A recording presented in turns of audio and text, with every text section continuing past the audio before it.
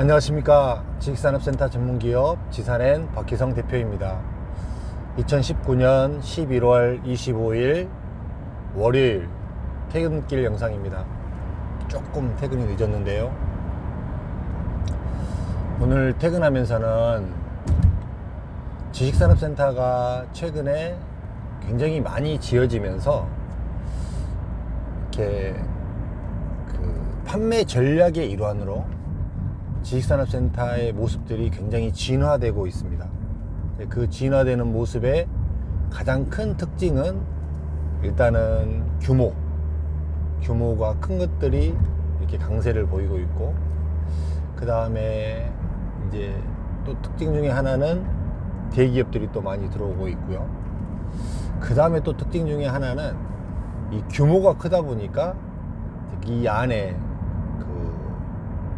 조금 편의시설 이런 부분들이 상당히 많이 배려가 되는 이런 구조로 지식산업센터가 많이 지어지고 있습니다.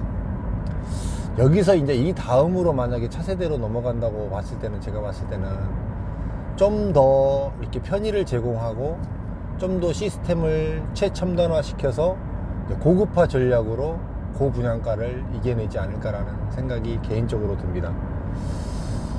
그런데 이제 제가 오늘 이 영상에서 가면서는 이렇게 드리고 싶은 이야기는, 과연 지식산업센터에 이렇게 편의시설, 위락시설이 많이 들어가는 게 좋을까? 어떤 부분에서 더 좋을까? 득일까? 어떤 부분에서 더 득일까? 이 부분을 한번 생각해 보고 싶어요. 내가 사무실로 쓰고 있는 건물 안에 이렇게 여러 가지 편의시설이 많이 있다. 그런 부분들이 물론 사용하는 사람 입장에서는 굉장히 이렇게 편리하는 부분도 물론 있겠지만, 단순하게 지식산업센터는 회사의 얼굴, 회사의 사옥, 내 스스로의 사옥이라는 개념이 강하다고 봤을 때, 과연 그 외적인 부분들이 많이 들어가는 게 과연 사옥으로서의 얼굴이 비춰졌을 때 더 긍정적인 요소가 많을까라는 부분을 한번 생각해 볼 필요성이 있는 것 같아요. 가산동에 보면요, 2단지에 SJ 테크노파크가 있습니다. 이 건물은 저층부가 쇼핑몰이고요, 위쪽이 지식산업센터입니다. 이제 저층부가 쇼핑몰 형태로, 몰 형태로 형성이 돼서 이렇게 뭐 오리도 팔고 여러 가지 종류들, 잡화도 팔고 여러 가지도 팔고, 뭐 먹을 수 있는 공간들도 다른 건물보다 좀 더 많고, 이렇게 구성이 되어 있습니다. 저층부가. 이 건물이 이렇게 다른 건물보다 딱 봤을 때, 제 느낌입니다, 딱 봤을 때 저는 좋아 보이지 않았습니다.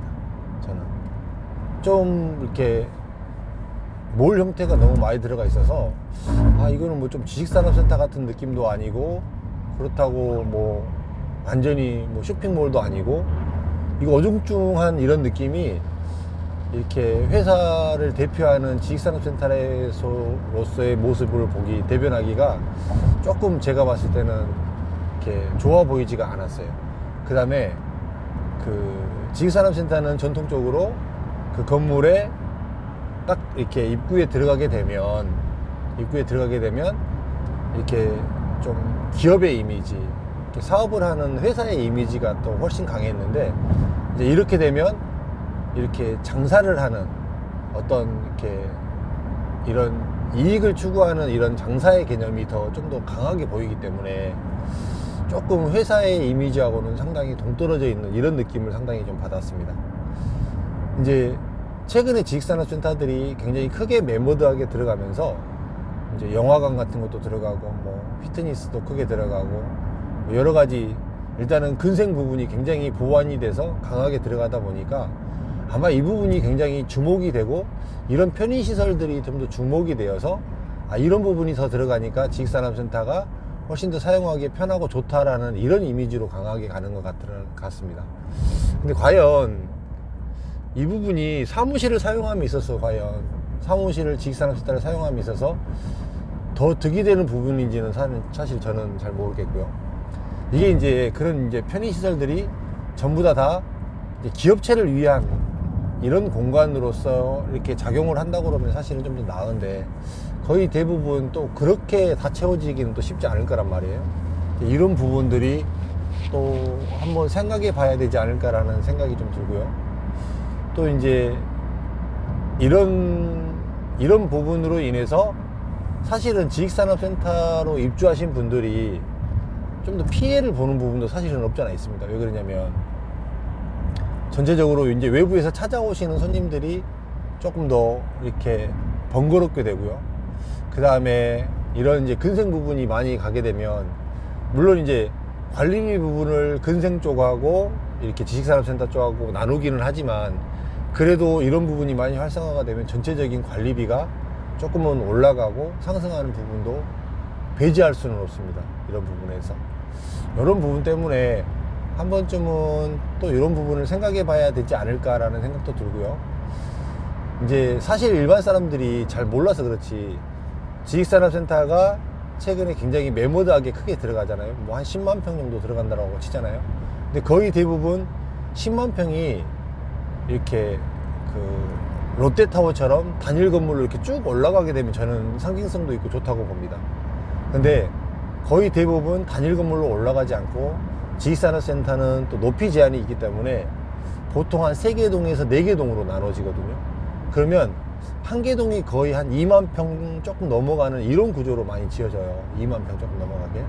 그러면 단일 건물로 지어지는 한 3만 평급 건물보다 거의 대부분 작다라고 보여지거든요. 이렇게 보여야 되는 게 맞는데, 이제 전체적인 규모를 따져서 이제 그렇게 이야기를 하는 부분들도 있다. 이런 부분도 한번 생각해 봐야 되지 않느냐라고 생각이 들어서, 오늘 퇴근길에는 잠깐 이 부분 한번 언급을 드려봅니다. 물론 이제 많이 들어가 있는 게 좋기는 하지만, 이제 회사의 대표성, 지식산업센터라는 것 자체가 그 기업체가 사옥으로 사용하는 건물이고, 대외적으로 이렇게 그 회사를 알리고 또 찾아오는 이런 이미지도 큰데, 이제 그 건물에 처음에 왔을 때 너무 이렇게 근생이나 편의시설이나 이런 부분들만 너무 강조되게 되면 조금은 약간 대표성에서 좀 떨어지지 않을까라는 이런 생각이 저는 사실은 한번 해봤습니다.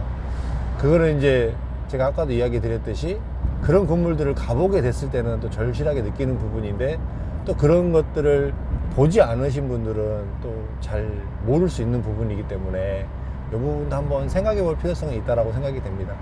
그냥 퇴근길에 한번 이런 부분도 있다라고, 뭐 과거의 사례로 들었을 때 이렇게 너무 편의시설이 많이 들어가고 몰 형태로 들어가게 되었을 때는 상당 부분 지식산업센터라는 이미지가 많이 지워지더라, 이런 느낌 한번 좀 전해드리고 싶습니다. 또 평안한 밤 되시고요. 또 내일 뵙도록 하겠습니다. 감사합니다.